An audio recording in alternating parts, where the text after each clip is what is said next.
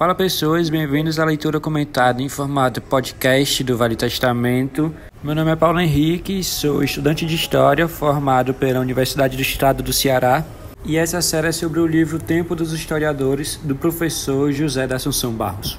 Se você quer me ouvir e ver falar sobre história em outras redes sociais, @adiosph em todas. Dá um like nesse vídeo e se inscreve no canal. E ao final, deixa o teu comentário sobre o meu comentário. Compartilha o vídeo com as tuas amizades e pede para eles fazerem um comentário do teu comentário sobre o meu comentário. Fique agora com a leitura da primeira parte, intitulada Tempo Histórico, Horizontes e Conceitos. Subtópico Introdução ao Tempo Histórico. Entre mentes, voltemos ao nosso ponto. Se no século XVIII são produzidas muitas obras de histórias a partir da multiplicidade de talentos cultivados pelos filósofos iluministas, e já a figura especializada do historiador moderno surge com uma história que, no trânsito do século XVIII ao século XIX, autodefine-se como um campo de saber científico, com assento na universidade ou em associações próprias que organizam a ideia de uma comunidade especializada de historiadores. É no seio desta comunidade de historiadores modernos, profissionais que se dedicam diretamente ao estudo da história humana e, em geral, com exclusividade, que se estabelece com especial clareza a ideia de que a história é um estudo, a qual aparece nas duas definições anteriormente citadas. Antes de se tornar estudo, a história foram muitas coisas, inclusive algo que podia ser definido como o registro do passado humano. A passagem do mero registro ao estudo é, como se disse, particularmente sintomático de uma nova postura dos historiadores frente a outros campos de saber. A história aqui estava reivindicando um certo estatuto de cientificidade. Por ora, retornemos ao que há de propriamente distintivo em definir a história como estudo do passado humano ou como estudo do ser humano no tempo. Quando se diz que a história é o estudo dos seres humanos no tempo, rompe-se com a ideia de que a história deve examinar apenas e necessariamente o passado. O que ela estuda, na verdade, são as ações e transformações ou permanências humanas que se desenvolvem ou se estabelecem em um determinado período de tempo, mais longo ou mais curto. Tem-se aqui o estudo de certos processos que se referem à vida humana numa diacronia, isto é, no decurso de uma passagem pelo tempo, ou que se relacionam de outras maneiras, mas sempre muito intensamente, com uma ideia de temporalidade que se torna central nesse tipo de estudo.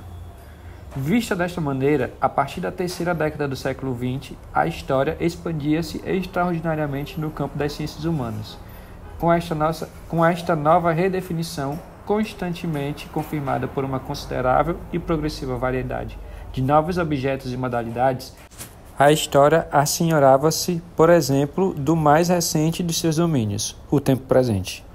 Estudar o momento presente, com vistas a perceber como este momento presente é afetado por certos processos que se desenvolvem na passagem do tempo, ou como a temporalidade afeta de diversos modos a vida presente, incluindo aí as temporalidades imaginárias e memória da ficção, passava a ser também uma das tarefas do historiador. Aqui, retornemos ao início deste capítulo. Mesmo ao estudar o tempo presente, o historiador está ainda assim impregnado da perspectiva temporal. Isto diferencia muito claramente do sociólogo ou do antropólogo que se volta aos mesmos objetos de estudo.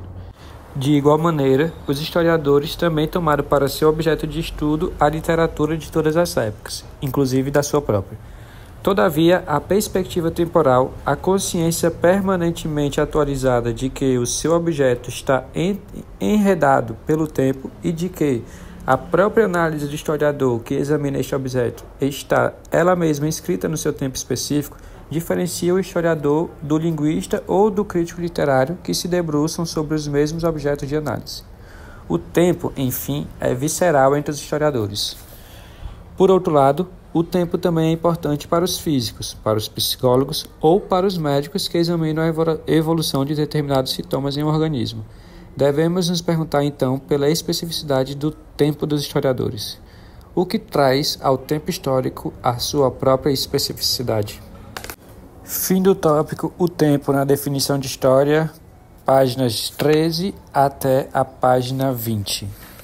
Nesse recorte que acabamos de ler e ouvir, podemos observar, antes de tudo, como a ciência, ali em torno do século XIX, estava ainda se formando e como era fácil ou moldável o surgimento de novos campos de conhecimento, né? E é perceptível também como a história acabou surgindo, enfim, como um desses campos, sendo ele de fato já importante, né? O estudo da história sendo importante desde Heródoto ou próprios acadianos já citados, e aí alguns pensadores iluministas, como também citados aqui na leitura, né? Produziam obras de história. E então a gente observa como esse campo de estudo específico, assim, estudar o, entre aspas, passado humano, realmente sempre foi uma vontade dos seres humanos, independente do seu tempo, né? Então, talvez por isso, nesse momento em que vão surgindo campos do conhecimento, existiram pessoas que também gostavam, assim como eu e provavelmente você que está ouvindo isso, gostavam de fato de estudar por algum motivo a história, né? A gente tem quase um enviesamento para isso, então a nossa forma de observar a realidade acaba sendo muito específica, né? Cada cientista, cada pessoa, aliás, analisa a sociedade de uma forma, e acredito que quem tem esse apego à história tenha essa pulgazinha atrás da orelha também em comum, de forma geral.